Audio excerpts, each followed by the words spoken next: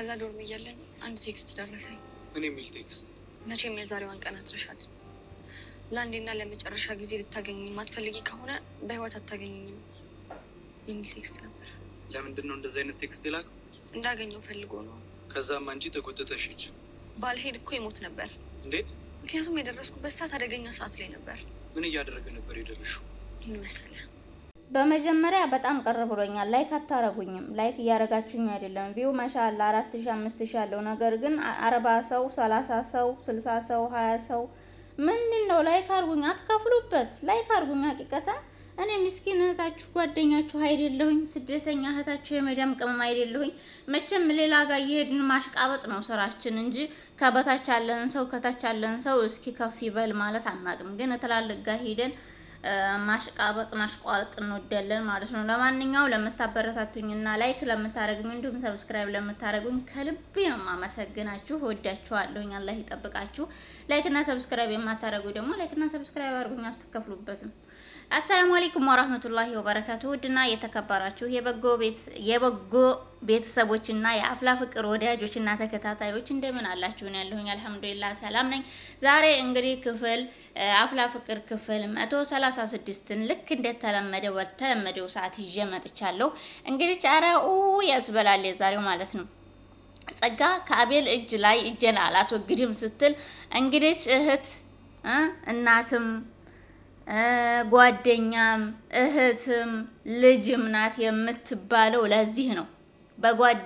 በወንድሜና በአይኔ ቀልድ አላውቅም። ስለዚህ አንቺ መጥፎ ሰው ስለሆንሽ ወንድሜን ከእጅሽ አውጪ ስትል በንክሻ በነገራችን ላይ እሷን ብቻ አይደለም በንክሻ እንትን መቅድንም በንክሻ ነክሳታለች ማለት ነው። መቅድንም በንክሻ ጸጋንም በንክሻ ፈጅቻቸው። በቃ የፈሪ ጉልበቱ እንክሻ ነው። እንግዲህ ሰው በቻለው ነው ብላ ነው መሰለኝ በንክሻ ብላቸዋለች። ያው ቤተሰብ ያለው ቪዲዮ ቀጣይ የማንም ቪዲዮ ባሳያችሁ ጥሩ ነው።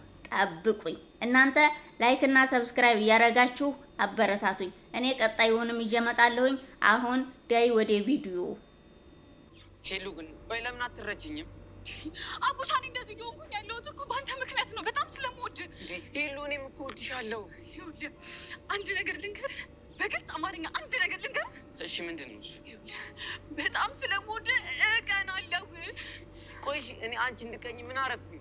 ቤተሰብ እንግዲህ ሄለንን እንዳያችኋት ሄሉ በቅናት ሄዋንን ፒያሬ አልክ ብላ ይዘዋለች። ይህንን አንድ ፍሬ ልጅ ይዘዋለች። ማንገብገብ እሷ ለራሷ ተንገብግባ በቅናት እሱን ደግሞ በሀሳብ አንገበገበችው ማለት ነው።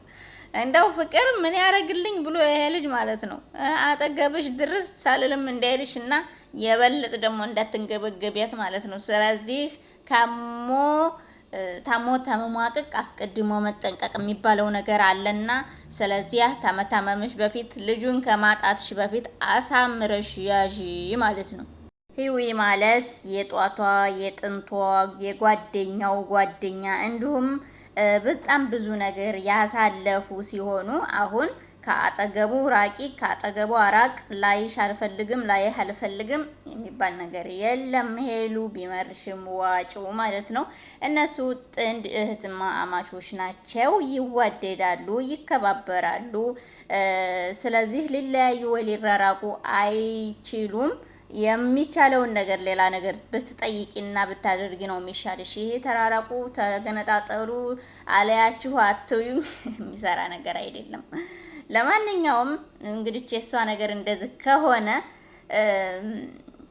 ሌላው ደግሞ አይነኬ አይበገሬ ነኝ ብሎ የሚያስበው ኢዮስያስ ከሄቨን ፍቅር እንደያዘው 100% በአሁኑ ቪዲዮ ተረድተናል ማለት ነው። የተረዳንበትም ምክንያት ለጓደኛው ሁላችንም እንደምናውቀው ማርክ እንግዲህ የቦቼ ጓደኛ እንደመሆኑ መጠን ኢዮስያስ መጥቶ ለቦቼ ጓደኛ ለማርክ ኢዮስያስ አስጠነቀቀው ማለት ነው። ሲያስጠነቀቀው ምን አለ? ከሄቨን አጠገብ እንዳይደርስ በፍጹም በጭራሽ ላየው ራሱ አልፈልግም። እንደ ምን ነው ልጅቷን ሞተህባታል እንዴ ወይስ አፍቅረሃታል? ምን ነው አንተ ፍቅረኛ አለህ አይደል? ቢቀርባት ቢርቃት አንተ ምን ቤት ነህ ምን አገባህ ቢለውም፣ ነገር ግን አይውልህ ማርክ እኔና ሄቨን ትልቅ ወጥንቅጥ ውስጥ ገብተናል። ትልቅ ውርርድ ውስጥ ገብተናል። እሱም እኔ ላፈቅራት አልችልም፣ እሷ እንድታፈቅረኝ ነው የምፈልገው ሲለውም ነግሮታል። አንተ ፍቅረኛ አለህ፣ እሷ ብታፈቅርህ አንተ ምን ትጠቀማለህ ማርክ ቢለውም፣ እሱ አይመለከትም፣ ግን ጓደኛህን ካጠገቧ እንዲርቅ ንገረው፣ መከረው፣ ከወደድከው ጓደኛው ከሆንክ ሲል ይነግረዋል። እሺ ባልነግረውስ ባይርቅስ ቢልም ማርክም እሱን ስትመከር ተዋረዋለህ ማለቴ ሳቀናብረው ይገባሃል ብሎ እልፍ ብሎ መንገዱን ቀጥለዋል ማለት ነው። እንግዲህ ይሄ ማለት ኢዮስያስ 100% ሄቨንን አፍቅሯታል። በነገራችን ላይ ፍቅር ቦታ፣ ጊዜ፣ ኃይለኝነት ሁሉንም ነገር አይመርጥም። ከያዘ ያዘ ነው። ጉልበተኛን አይተውም። እንደውም ጉልበተኛን ያንበረክካል ማለት ነው። ስለዚህ እንግዲህ ኢዮስያስ ወዳም ፍርግጥ ወደህን ፍርግጥ ብትል እንግዲህ ፍቅር ይዙሃል ማለት ነው። በቃ አሳውቅና እንደተሸነፍክ ትረዳህ ባይነኝ እኔ።